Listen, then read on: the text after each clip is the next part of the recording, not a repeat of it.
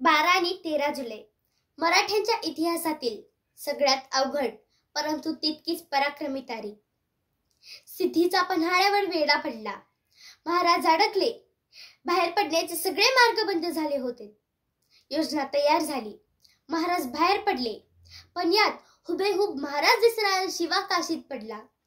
तरीही मराठे विशालगडाकडे कूच करत राहिले. महाराज आणि साथीदार गोडखिंडीत येऊन पोहोचले, पण शत्रू अगदी हाकेच्या अंतरावर येऊन ठेपला होता. आता पर्याय एकच, त्या 10,000 गनिमांची झुंज देणे. आणि झुंज दिली.